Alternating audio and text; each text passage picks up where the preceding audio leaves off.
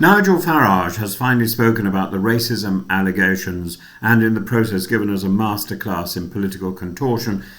It is less a clean denial and more a linguistic yoga session, with Mr. Farage attempting to fold himself into shapes that allow him to say, in effect, if I did it, I didn't mean it, and if you were hurt, I'm afraid that's your problem, not mine. Let's start with the contrast. Last week his staff were absolutists. Any suggestion that Mr. Farage had ever displayed, tolerated or endorsed racist or anti-Semitic behaviour was, they said, categorically rejected. Full stop. The shutters were down, the drawbridge up, the moat filled. Then Nigel himself appears in front of cameras and suddenly the language becomes very elastic.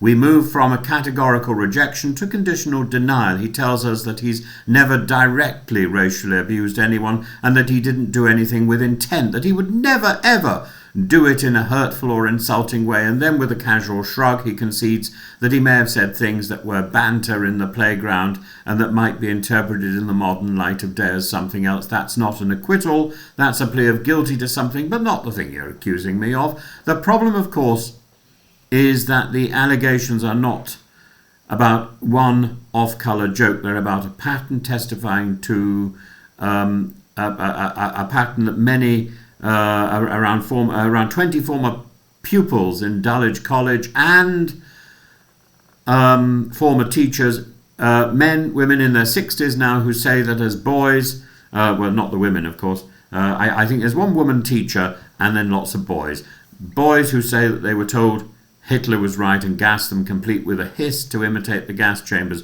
Non-white pupils say they were told to go back to where they came from and they were singled out, mocked and punished by a prefect who seemed to enjoy targeting those who looked different.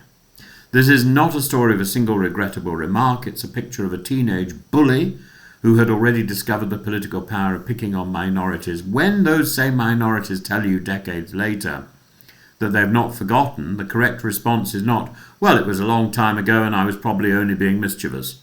Instead, Farage reaches for what I can only describe as a medicalized defense. First diagnosis, selective amnesia. He repeats 49 years ago as if the passage of time automatically dissolves responsibility. He tells us he cannot remember everything that happened at school, but somehow remembers enough to be certain that he never directly abused anyone. So he has total recall when it clears him and foggy recall when he might confirm the details of those allegations. That's a very convenient neurological condition indeed. His prestigious vision is significant. He appears to suffer from a peculiar form of political short-sightedness in which he can see his own intentions with remarkable clarity but struggles to make out the people standing directly in front of him saying, "This hurt." He insists over and over again that he didn't intend to hurt, as if racism were a purely internal spiritual state, detectable only by Nigel's own conscience rather than something experienced in the bodies and memories of those on the receiving end. It's rather like saying, yes, I drove the car into the lamppost, but you must understand I never intended to hit the lamppost. The lamppost, alas, doesn't care. Then comes the phrase that will follow him around, not with intent. Pressed on whether he racially abused fellow pupils, he finally says, no, not with intent. It sounds like something drafted by a nervous lawyer who has had a long lunch. It acknowledges that the words may well have been said, that they may well be recognizably racist, but insists the important thing is that in Nigel's inner world, they didn't count as racist because he didn't mean them in that way. We're being invited to accept that it's possible to tell a Jewish boy that Hitler was right and gas them, and for this to be some sort of harmless theatrical improv, a bit of edgy playground banter, one almost expects the next line to be, "Why are you so sensitive? Can't you take a joke?" There's also a curious hierarchy of harm in his language. He repeatedly uses the word directly. He did not directly racially abuse anyone. He didn't directly hurt anyone, as though the only injuries that count are the ones administered physically, face to face with a signed confession attached. But racism is often experienced obliquely as an atmosphere, a pattern, a constant low hum of hostility. You do not need to be punched to feel attacked. Sometimes a hiss is quite enough. And then there's the missing word, apology. At no point does he say, if I said those things, I'm sorry. When asked whether he will apologise to those who say that they were on the receiving end, he refuses because he doesn't believe that he did anything that directly hurt anyone. So the men who have carried these memories around for decades are told that their hurt is essentially imaginary. Nigel's belief trumps their experience.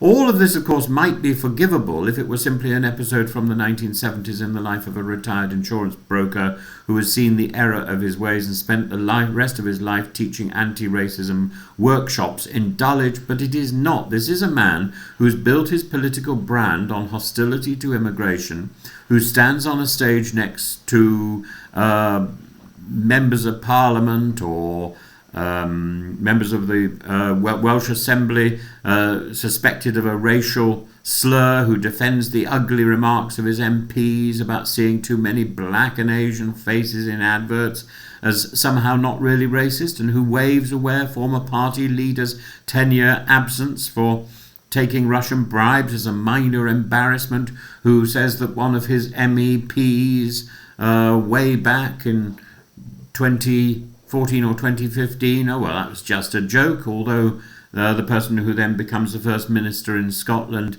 didn't see it that way. The instinct every time is to minimise, to relativise, to suggest that those complaining are overreacting or politically motivated. Set against that backdrop, the schoolboy allegations feel less like an isolated youthful misjudgment and more like the early episodes in a long-running series. The character doesn't change very much. What changes is the lighting, the suit, the production budget. Yet paradoxically, his response does matter, and it's as you might think. It's a kind of starting point. For the first time, he accepts that some of his past words might be understood as racist. He admits that his youthful behaviour doesn't read well in the modern light of day, as though the problem were the mood lighting, not the behaviour. It's still an inch forward from the pure icy denial issued by his staff. Politically, that tells us something crucial, doesn't it?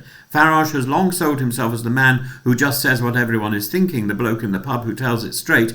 Here, when confronted with very specific allegations about Hitler and gas chambers, he suddenly becomes the master of the conditional clause. The cautious caveat, the highly calibrated half-answer, the mask of brutal honesty slips, and underneath we find a very familiar figure, the politician who will admit almost anything except responsibility.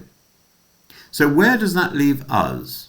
Not, I think, with a settled verdict on his school days. None of us were there.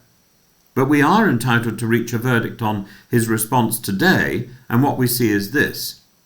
A man who invokes time to evade accountability, who hides behind selective amnesia, who relies on,